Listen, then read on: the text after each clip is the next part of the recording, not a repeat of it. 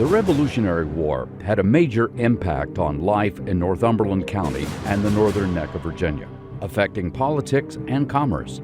But it also affected the region's churches in vastly different ways, reshaping their roles, social influence, and legal standing.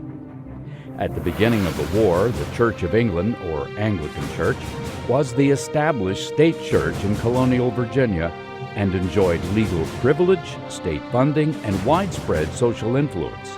The Revolution, with its emphasis on religious freedom and the disestablishment of state religions, led to the loss of this privileged position.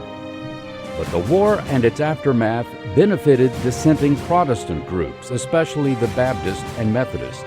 Previously persecuted or marginalized by the Anglican establishment, these denominations gained new freedom to organize, evangelize, and grow.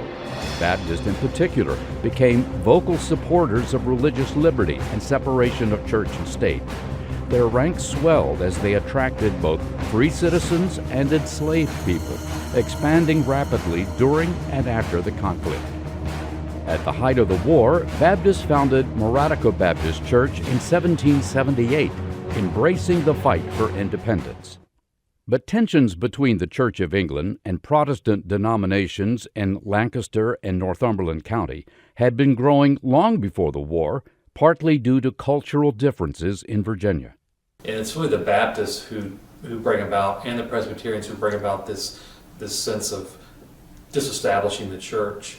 Baptists don't dress like the gentry who worship in these buildings. They don't play cards, they don't gamble. A lot of the things of this gentry culture the Baptists eschew, and it really creates, as historians have told us, a counterculture to this established Church of England. As the Revolution takes place, you need those people to fight with you to support the war. And so the Revolution really becomes also a revolution in religious freedom.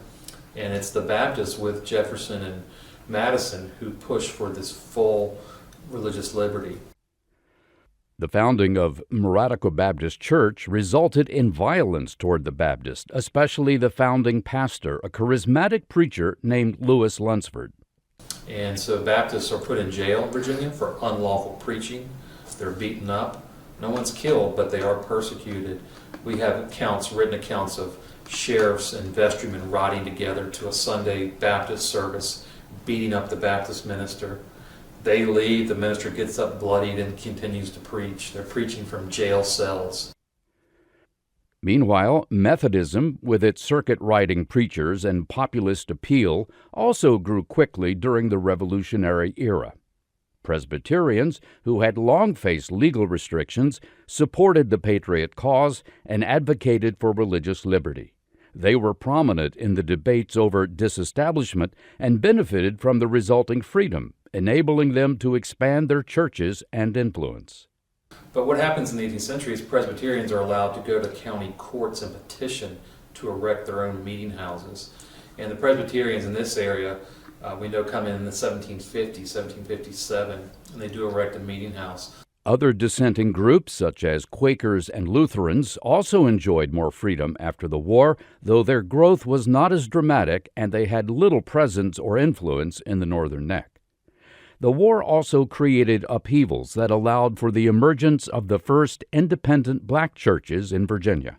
These congregations, especially among Baptists, often became centers of community and activism, though they faced continuing discrimination.